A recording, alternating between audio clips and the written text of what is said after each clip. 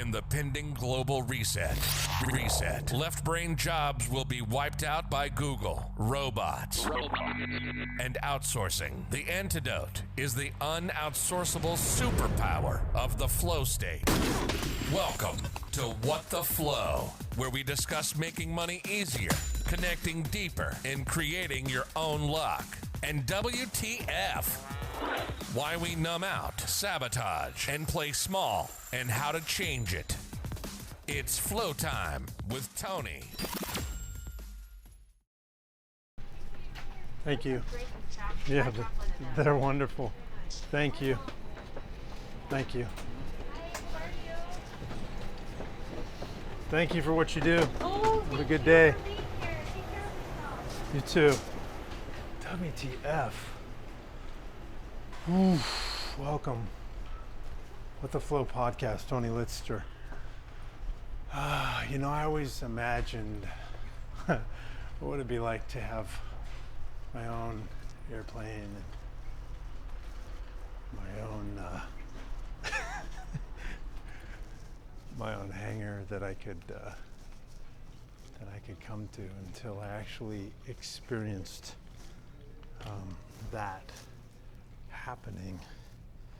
The time I'm recording this, it's about 2 weeks after the corona stuff has hit, and I'm on a flight coming home. My state has called for some stupid word, some kind of go home lockdown, and I'm going to try and do my best in this podcast not to make this about my personal views of what's happening, but more about a conversation of how can we dynamically reinvent ourselves. It's the strangest thing to come off of an airplane and have no one else on the airplane, or to walk through this terminal. I was here 2 weeks ago, and this place was loaded to the gills with people. This restaurant was completely full, and now it's closed. I was in the last couple of weeks, I was in Salt Lake City Airport, and it was so full of people that you could hardly get through the walkway. I was in the Los Angeles airport. It was so busy and so full. It's just unbelievable how busy it was.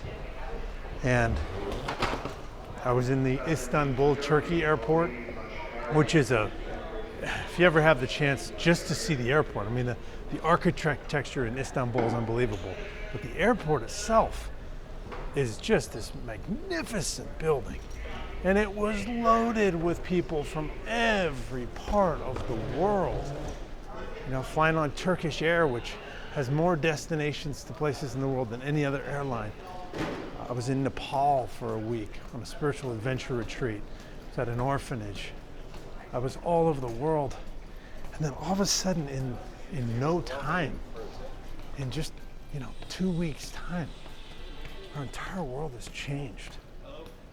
And I want to talk about that a little bit, because at the time of this podcast launch, most of the episodes that you're watching on here were recorded during the fall, so maybe like 6 months ago.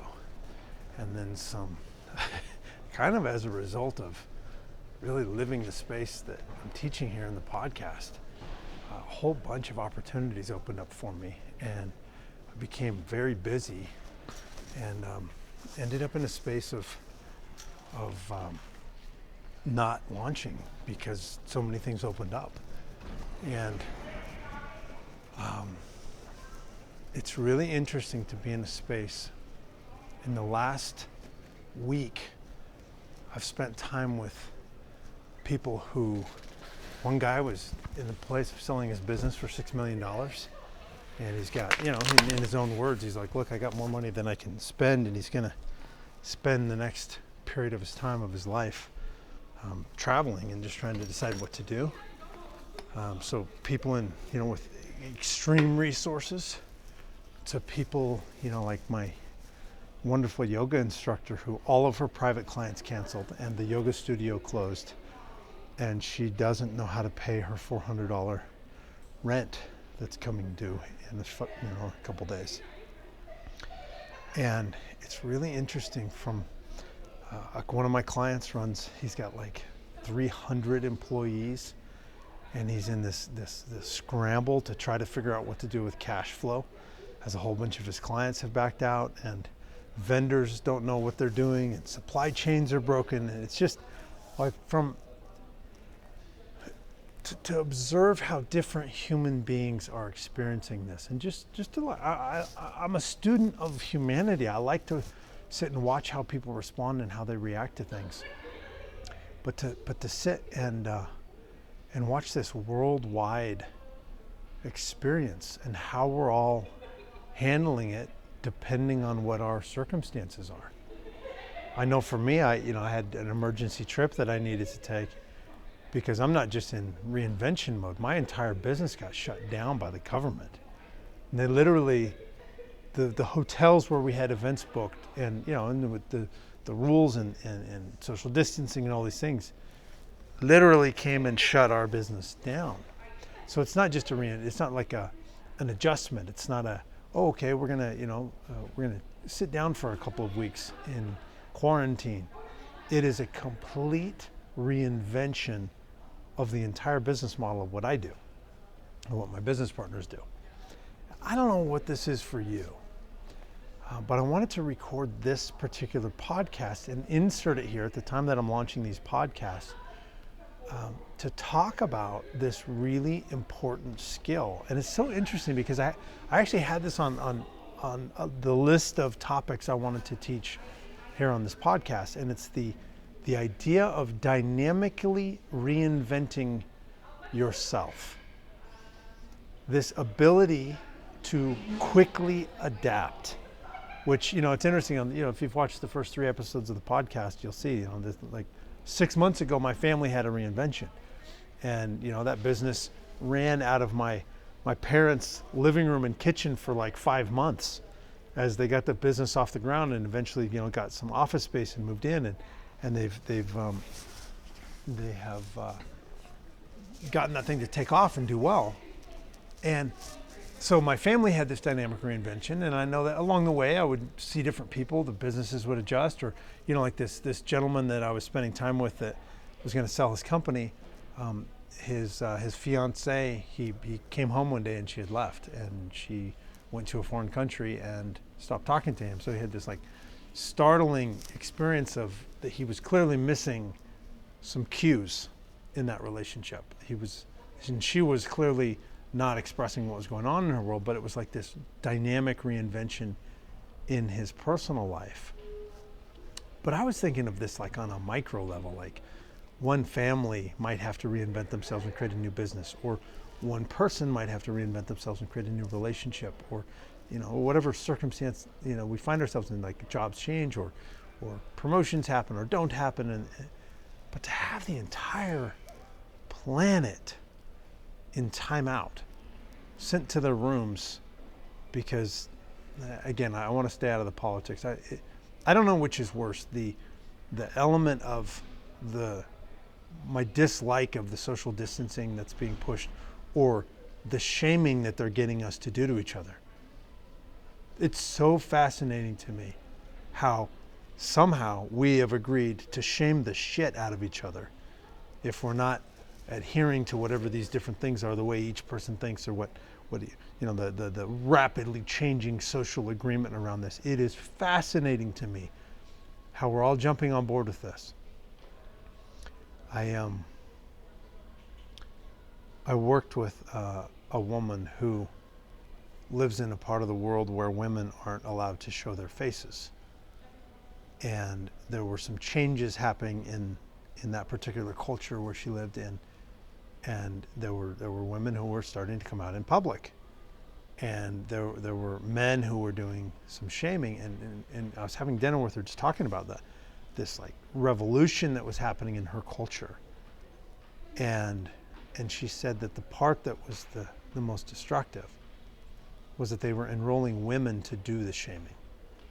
Because the women just weren't like listening to the men shaming them anymore. They just didn't want to hear it. But then they enrolled women to do the shaming of the women. And anyway, I don't want to get into the politics of this because, as you can tell, I have some strong feelings about this. But I wanted to insert this as this podcast right now, early, not 6 months down the sequential order of the podcast as I recorded these, because now more than ever, we have to learn how to dynamically reinvent ourselves quickly. And what does this really mean? And what does this mean for you? I don't know how this is going to affect you. I had a call this morning with the podcast hosting company, and the guy owns the company that I use for my podcast hosting, and he said his business is booming and it's actually picking up because of social distancing and so his business is doing really well. My business partners and I decided, we saw people in disarray and fear, and so we decided to create we called it the Legendary 21-Day Challenge, which is this online 21-day live interactive course that we created. It was free. And we thought maybe we'd get a couple hundred people that would join. And it was so popular that we've had 750 people join it in the first week. And it's a free course, so it's not like it's a moneymaker at this point for us, but it was like some businesses are having a lot of activity and a lot of flourishing around them. And other businesses, I have a family member that, my grandpa started a travel agency 50 years ago, and the family member still runs it, and they've had to close. And, it's not clear what's going to happen in the travel industry. The airline industries are struggling. There's my dear friends that run these wonderful restaurants in this little town where I live, and they're trying to live off of this takeout food stuff. And, there's so many of us that are radically affected by this. And there's some of us that are sitting back and we're bored because we've been sent home and we have to sit around, and that's going to affect all of us in different ways. And it's this crazy game of musical chairs where we've been going around and someone turned the lights off, and pretty soon they'll turn the lights back on, and some of the chairs are going to be gone. Some of the businesses are not going to come back. Some of these, there just aren't enough resources to restart things fast enough for things to be what they were. And so everything has changed. And none of us know, and I'm recording this podcast in a space of complete unknown because none of us know what's going to happen. I wanted to capture this message right now. It could be that everything pops back on and things come back to normal, and the stimulus and the virus is able to be contained on some level, and life goes back to a semblance of normalcy, and there's a few pockets of businesses that suffer, or it could be some major depression.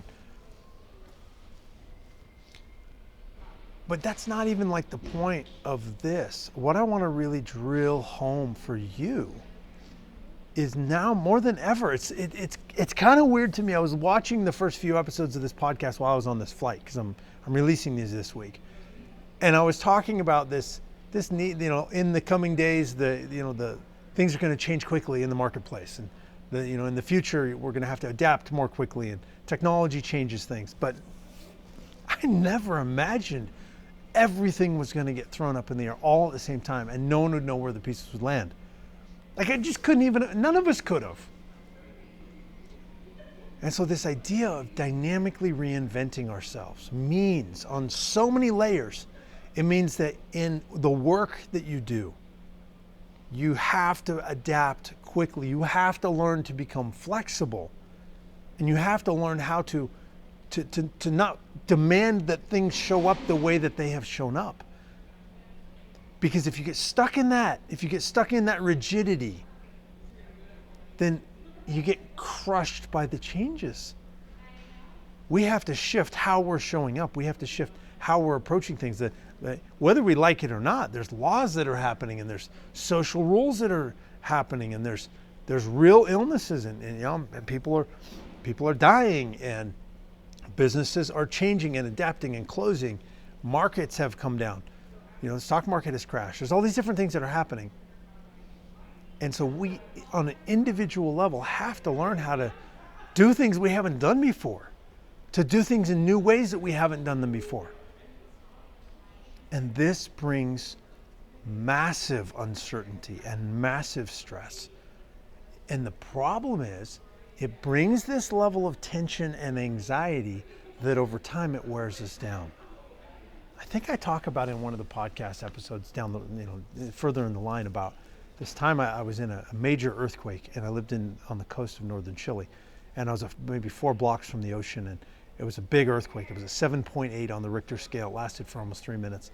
And it was in the middle of the night, and we had to run for our lives, and I ended up getting in the back of this pickup truck, and I didn't even know who was driving or whose it was, and I just jumped in, and we tear off for the desert in the middle of the night, and I turned to the people. There's like 15 people crammed in the back of this truck, and I'm like, "A dónde vamos?" Because, I didn't know where we were going. It means, where are we going? And everyone turns all at the same time and says, "El tsunami."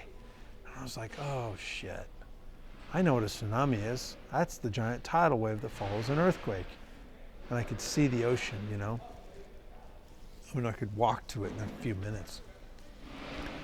But that shock was not the part that was damaging. Yes, it freaked me out. Yes, my nervous system still freaks out when I hear sounds that sound like an earthquake. It was the aftershocks that happened day after day after day after day after day over the next month until I moved out of that town. And it wore me down. It rattled me. It broke my sensitivities to life. It robbed me of my joy. And that's the danger of this situation. Dynamically reinventing ourselves is scary.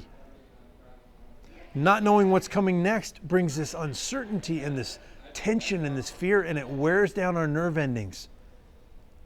It wears down our body's ability to adapt. We become hypersensitive. Like our nerves have these, like I was reading this study about this, the nerve endings in our body have this coating around them that keeps them from being stimulated all the time. But in a situation where there's repeated stress, there's too much cortisol in the system, where there's ongoing tension, that covering wears down, and then our nerves become easily stimulated, overstimulated, hypersensitive. And so, for me, when I'd be walking down the street and there'd be a little tiny earthquake, the telephone wires would shift a little bit. I would immediately go back to like complete, absolute terror of what it was like to be in the dark and have the place shaking, and just waiting to fall, waiting for the building to collapse and for me to die, and this sense of falling in the dark and never hitting the bottom. I would be taken back to that over and over and over and over and over until I was just a basket case. And it took me easily a year to just feel normal again. So there's this danger in this process. Like, it's one thing to have to adapt. It's one thing to have to learn new skills. It's one thing to have to try something we haven't tried before, to do things that have scared us in the past.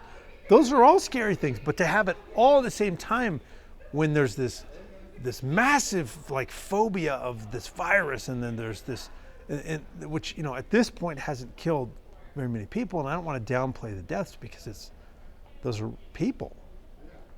Those are families that have lost people.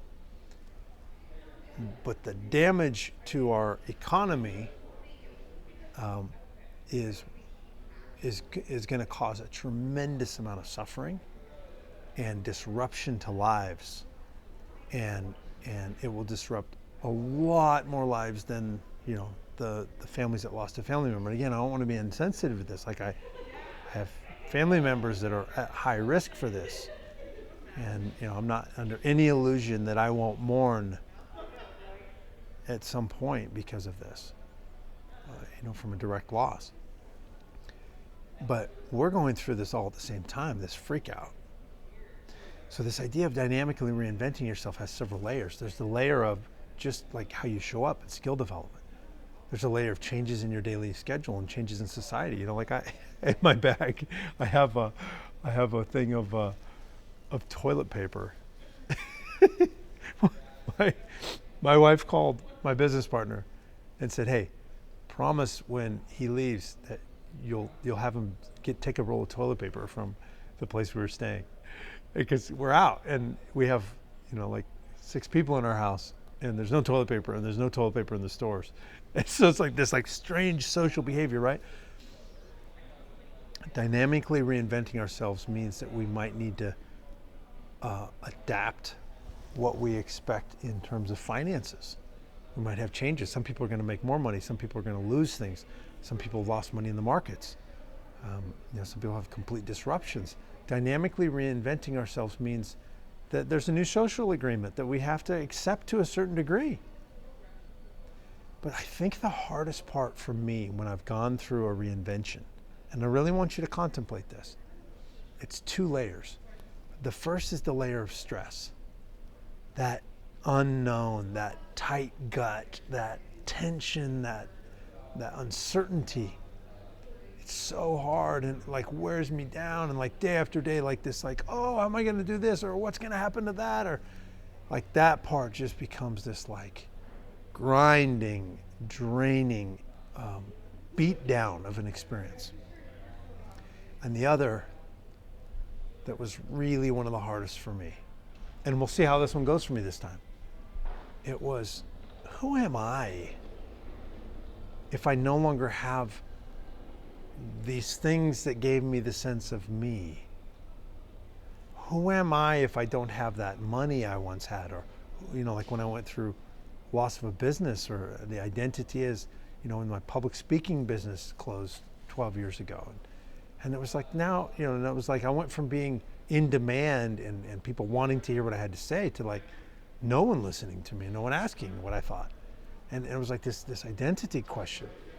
Who am I if I don't have my way of making my livelihood? Or if I'm not able to provide the way that I provided? Well, who am I if I have to leave the housing that I was in? Or who am I if I don't have the vehicle that I had? Or who am I if I lose the freedom or the mobility that I had? It's really interesting for me. I've had some magnificent world trips in the last couple of months. I've done 2 events in Costa Rica, and then did this incredible event in Nepal, and I'll share that on the podcast. And I had this experience of sleeping in an orphanage in the Himalayas, and an orphan shared his bed, and I slept in his bed while he slept on the floor.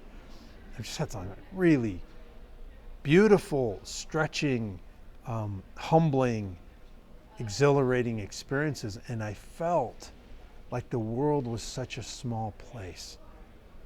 Like the whole world was accessible if I was willing to hand over my credit card and sit inside an airplane seat for long enough. It took me like 55 hours to get home from Nepal. If I was willing to sit in that suffering for long enough, the world was accessible.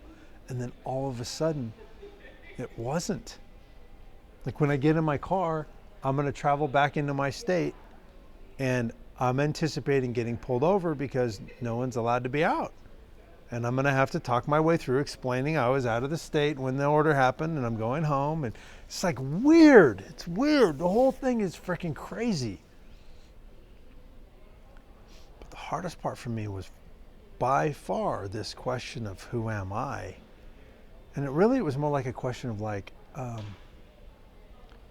felt like a loser.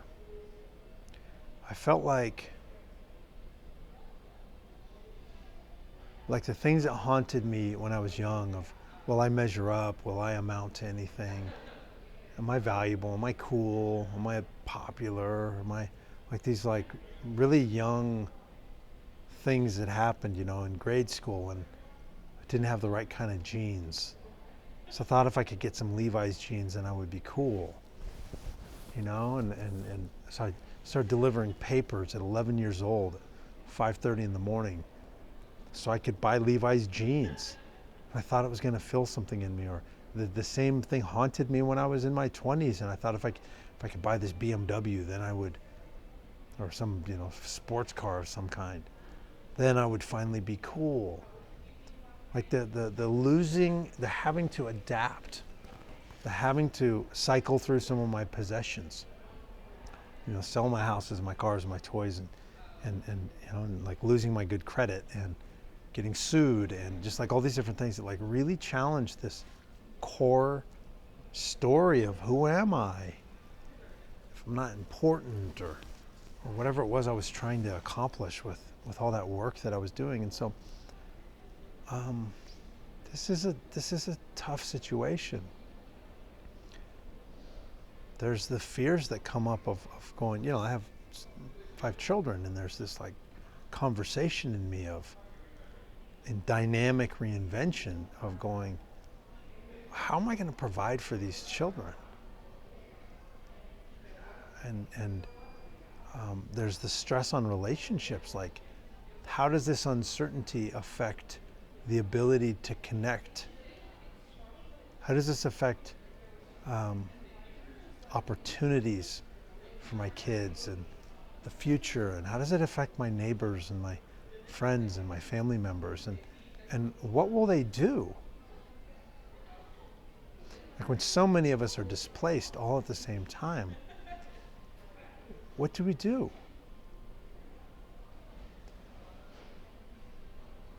And so I asked this question with so much compassion, having lived it on my own little scale and having watched other people live it. And now we're like in this shakeup where there's going to be a lot of changes, and I don't know what they mean. I mean, some of them will be positive and some will be negative. Some of it will be us becoming deeper connected to ourselves.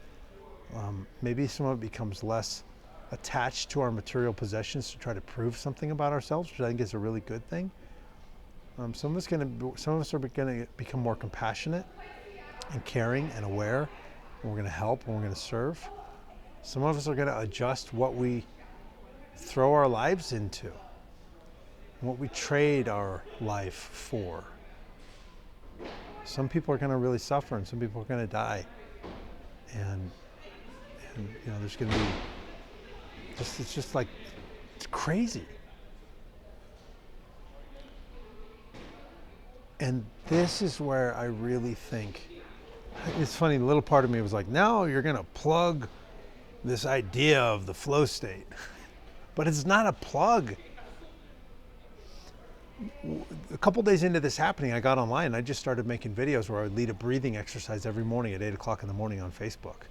And people started joining in, and people started like, and the reason I led it is because this is the process I used to shift out of complete insanity, complete utter uncertainty, tension and nervousness and chaos. It was through breathing. So the breathing exercises that I could get back to a place of calm. I could go sit in nature, and I could hear my intuition, and I would know what to do next. And I look, I don't know. I'm just one dude that like figured out how to live a certain way, and it worked 2 weeks ago. It worked to do this process that I teach, and you can, you know, like get the mini course. Like, I don't want to try to use up all the space in today's podcast of saying, here's how you do the breathing, here's the rituals that will get you into this peak state. Just get the free course and I'll talk you through those. But when you do those things, what I've experienced and what thousands of people that I've taught how to do this have experienced is that they start to manifest more luck, and they start to manifest synchronicities, and they start to have more calm, and they start to like themselves, and they start to accept themselves. They start to have a greater sense of power to create the things they want to create in their lives. And I have this question on my mind. I'm just going to say it out loud. Does it still work? Can you still manifest luck and synchronicity when the world's upside down? Can you still manifest greater connection when everybody's freaking out and there's this mandated social distancing? Can you still manifest synchronicities? Can you still manifest a dream that you want to experience? I happen to think that it actually still works. And I will be honest in saying I've been freaking out sometimes. And I know that if I stay in freak out, then I tend to manifest actions and choices that lead to more freak out, that lead to more being afraid, that lead to more loss. I don't know where this is going to land for me in my business. I don't know if it's going to like wipe out all the assets that I have. I don't know. But I'm not afraid of that the way I once was. It's uncomfortable.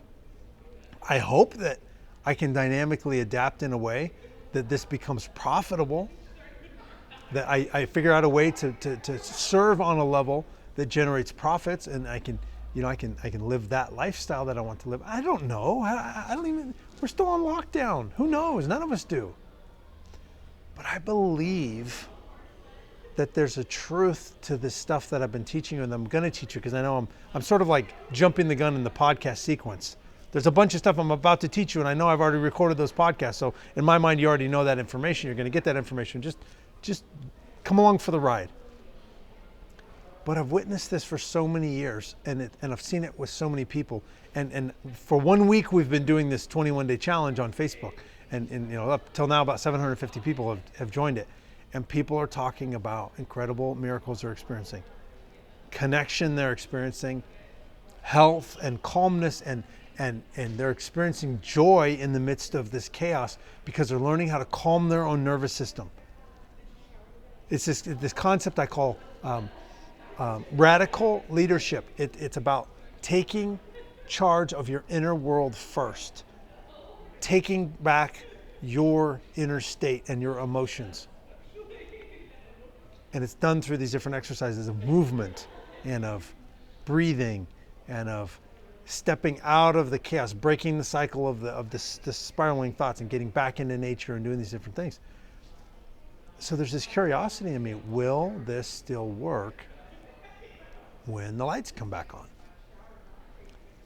And can this work for you? Because that's why I'm launching this, that's why I'm creating this. I saw so many people that were in terror and were suffering and were freaking out. And I've been through this a few times in my life. And I know that these tools have worked to help calm my nervous system, to keep me from spiraling through the fears. I have my moments, and I know how to shake out of it and to come back to a place of calm. And what's been fascinating for me for this last week is we've been creating this course online and sharing and serving and interacting with so many beautiful people, is that when we have a focus of what we're creating rather than going, what the hell's going on? What are we going to do? When we shift out of that into creation, we can approach each day with this gratitude. We can approach each day with a calmness. We can approach each day with a purpose. And we navigate this. We figure it out. We dynamically reinvent. Your willingness to dynamically reinvent your identity of who you are with your stuff or without your stuff, who you are with the relationships or without the relationships, who you are if your body looks this way or doesn't look that way, who you are in your role in society, in the house that you live in, the car that you drive, or the job that you have or don't have. Your willingness to quickly reinvent that, to quickly reinvent your skills, to quickly reinvent how you process you and your inner world and this stress, and create new rituals so that this doesn't own you, so you don't become a victim of this spiral. Your ability to do that quickly is your ability to create the life that you're living. And I really am honored that you'll join me for this ride. I have so much love coming from me of this uncertainty and of this chaos and of the fear and the insanity of this experience. And I'm so honored to have you along to be able to teach you these tools as you move forward. So anyway, I wanted to capture this in the moment because it was such a crazy experience that I'm having, that you're having, that we're having as humans on the planet. And just really grateful to be able to share these tools that have been a gift in the chaos of my life, and that I hope that you use them to create a little oasis, a little calm in the storm. And I look forward to talking to you on the next podcast. In the meantime, create yourself a fantastic day. If you're ready now to access the superpower of the flow state in your life, download the free mini course to learn the 3 easy steps of Tony's morning ritual. Now go and create some luck.